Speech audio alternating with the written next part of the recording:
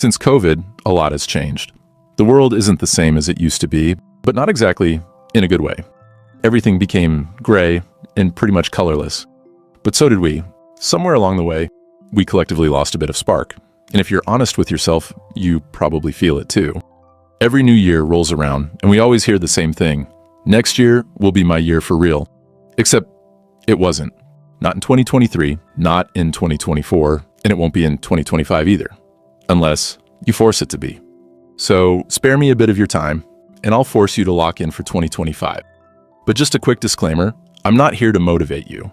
Motivation is a sugar rush, and I'm obviously not selling candy. I'm here to give you the tools, perspective, and kick in the teeth you need to make this your actual year. Like, for real. Now, I'm not going to be too hard on you. I know you've been trying. Or at least you think you have. Maybe you started a bulking plan, but quit after 2 weeks because life got busy. Or you set goals, but they were vague enough to be ignored, like, I want to be better. Better at what? Breathing? You've been doing that since birth. See, trying isn't enough if you're half-assing it. You're not failing because life is unfair, even though, yeah, it is.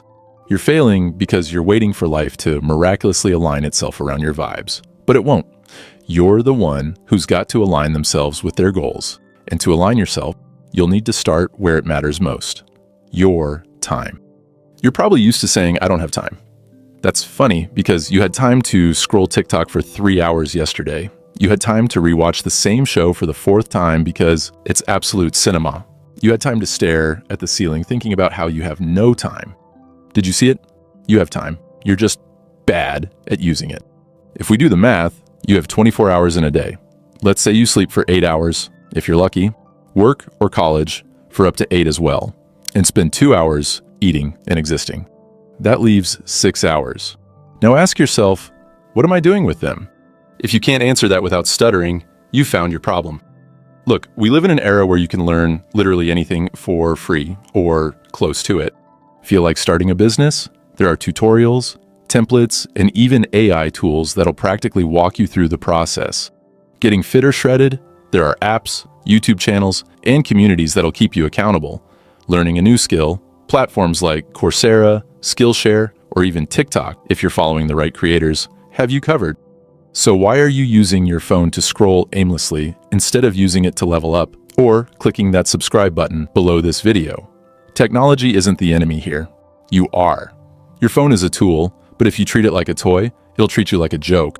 But even then, tools are just tools. They're still pretty useless without a plan. Which brings us to my next point, systems. Saying, I want to save money is cute, but what's your plan? Are you tracking expenses? Automating savings? Or are you just hoping your bank account will surprise you like a physics exam on Monday? The same goes for fitness, learning, relationships, everything. Goals are basically useless without systems. Systems are what make you show up on the days you don't feel like it. They're the boring routines that actually get results. They're the meal preps, the study schedules, the workout plans. They're what separate the people who achieve from the people who talk about achieving. And while we're at it, let's quickly address the ugly grind and why you should embrace it.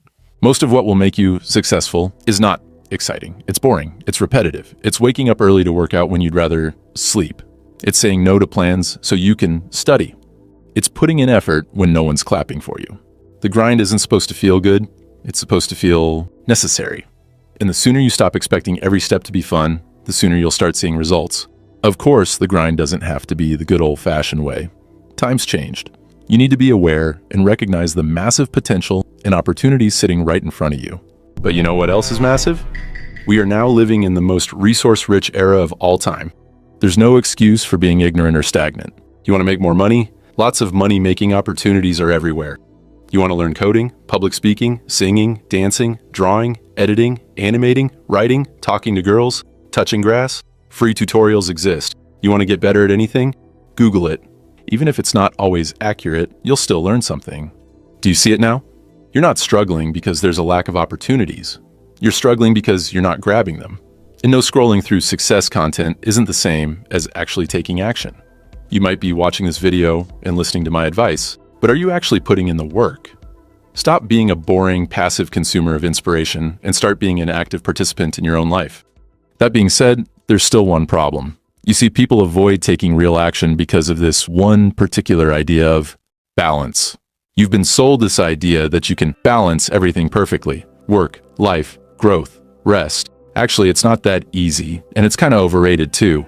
If you want something badly enough, you have to let other things slide, collapse, descend, plummet. That doesn't mean burning out, but it does mean prioritizing like your life depends on it. Because it kind of does. You're not going to achieve your goals by squeezing them into the cracks of your schedule. They need to be front and center, not an afterthought. And in order to be able to do that, you need to answer one big question. Am I really trying? Because it's easy to say you're trying, but are you, really? Or are you just dabbling? There's a difference between effort and consistent effort. One gets you short-term results, if that, and the other transforms your life. Be honest with yourself. If you're not where you want to be, is it because the world is against you? Or is it because you are not fully in that mentality? Are you because you're the lamest? Or are you the lamest because you're you? You can't half commit and then expect full results. I'm not saying this is someone perfect because I'm not, but I can confidently say I'm the best version of myself that I've ever been.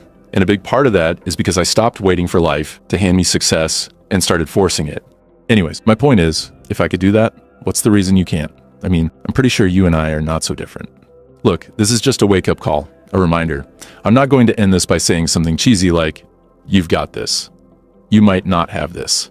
That's up to you. But what I can say is that if you decide to lock in, like really lock in, 2025 can be the year you stop saying, next year will be my year for real, and start saying, this year is mine. The world isn't going to fix itself for you. It's gray and colorless, and that sucks.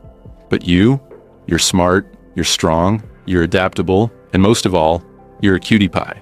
You can fix yourself. And maybe that'll bring a little color back into everything else too. So, are you in?